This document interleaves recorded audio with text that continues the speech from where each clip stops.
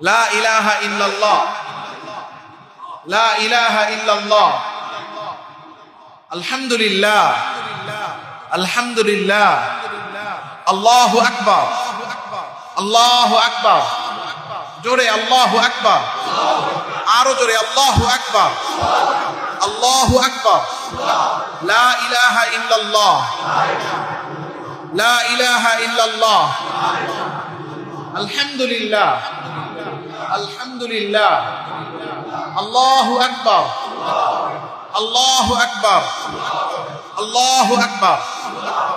এই তিন জিনিস, তাহলিল কালেমা লা ইলাহা ইল্লাল্লাহ, তাহমিদ আল্লাহ প্রশংসা করা, আপনি সুবহানাল্লাহি বিহামদি, সুবহানাল্লাহিল আযীম আল্লাহ প্রশংসা, আলহামদুলিল্লাহ, আল্লাহুম্মা লাকাল হামদ, আল্লাহুম্মা লাকাল হামদ, আল্লাহুম্মা লাকাল হামদ, আলহামদুলিল্লাহ পড়েন, তাহমিদ, তাকবীর, আল্লাহু আকবার। এই তিন জিনিসের জিকির আল্লাহর রাসূল বলেই দিয়েছেন, এই 10 দিনে এই তিন জিনিসের জিকির করো। এটা কথা কই রাখবেন না, বলবো? এই যে আমি আপনাদেরকে বলাইলাম, অনেকে এর মধ্যেও কিন্তু বলে নাই। 3 বার বলছি, জোরে বলেন, জোরে বলেন, সবাই বলেন। এর মধ্যে 2-4-5 জন আছে না বলে নাই? আচ্ছা বলেন তো, যিনি এখানে সবার সাথে বললেন না, আমি তার সমালোচনা করে বলছি না, তার দোষ মনে করে বলছি না, কারণ তার দোষ বললে আমার ফায়দা নাই, উল্টা আমার ক্ষতি। কারণ কেউ, আমি দেখি নাই কে পড়ে নাই, আমি দেখি নাই, আমি আন্দাজ করি, কানের যে একটা আন্দাজ আছে, কানের আন্দাজ করে এরপরে এই পরিস্থিতি পরিবেশের একটা আন্দাজ করে বলতেছি যে 2-4-5 জন ওনারা বলেন নাই।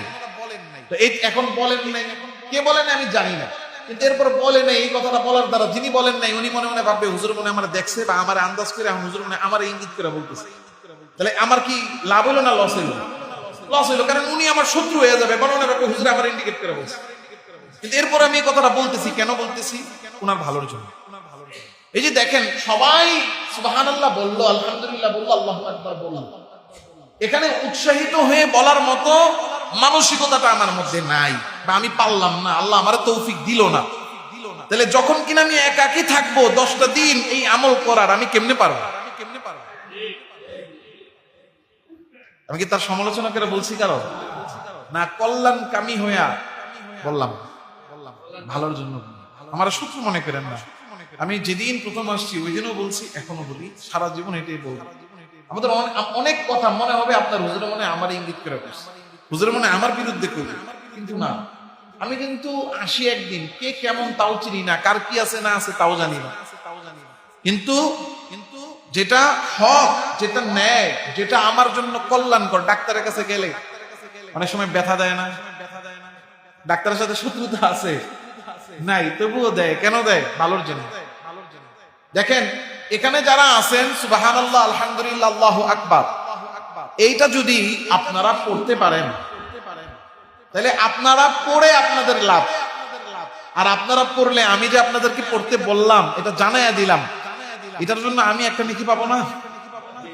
এখন ধরেন এখানে পুরো মসজিদ মিলিয়ে যদি 2000-3000 মুসল্লি হয়, ধরেন যদি 200 মানুষও আমল করে, তবুও তো আমি নেকি পাবো, আমার কিন্তু লস নাই। কিন্তু এই যে এখানে 500 জনের মধ্যে 200 জন পড়ছে, ওই 200 জনের নেকি আমি পাইলাম, আমি লাভবান। কিন্তু আপনি যে পড়েন নাই, লস আপনারই হয়েছে। এজন্য শত্রু মনে করেন না, বা মনে করেন না হুজুর মনে হয় শত্রুতা করে তুলো, দুশ্মনী করে বলি নাই। আল্লাহ, আমি আমার নিজের দিকে তাকায়া নিজেই প্রশ্ন করি যে এখানে 200 মানুষ বলতে পারলো, আমি বলতে পারলাম না, এখানে 500 মানুষ বলতে পারলো, আমি বলতে পারলাম না, তাইলে নিশ্চিত আমার কোনো না কোনো সমস্যা আছে। তাহলে আমার পরিবর্তন দরকার। কারণ সুবহানাল্লাহ বলতে অনেক সংক্ষিপ্ত, অনেক ছোট, কিন্তু এটার ফজিলত কি?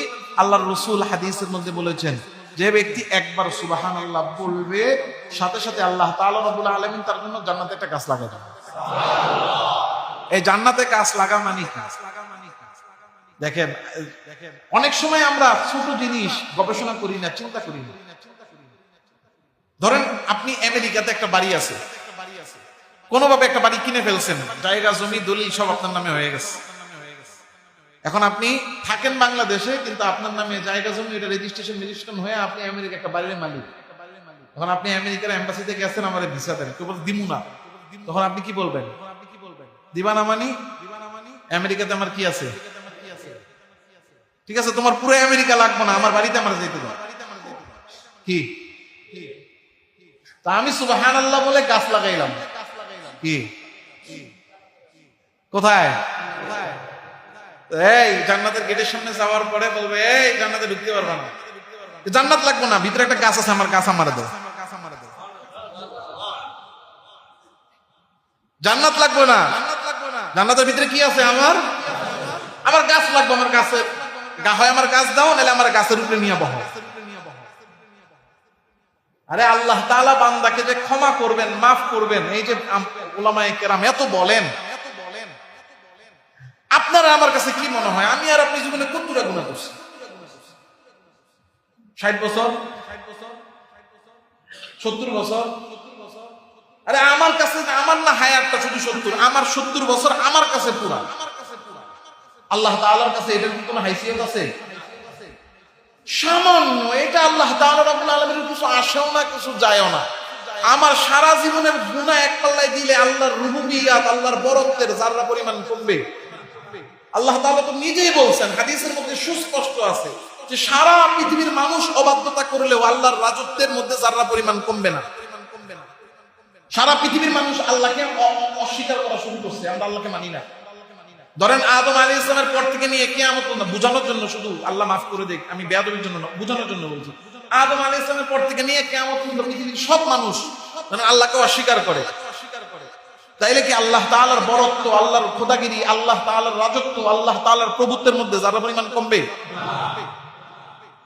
সারা পৃথিবীর মানুষ আল্লাহকে মানলেও আল্লাহর রাজত্ব বাড়বে না, সারা পৃথিবীর মানুষ না মানলেও আল্লাহর রাজত্ব কমবে না। তাহলে আমি আর আপনি 60 বছর 70 বছরের গুনাহ, এটা মাফ করা আল্লাহর জন্য কোনো ব্যাপার?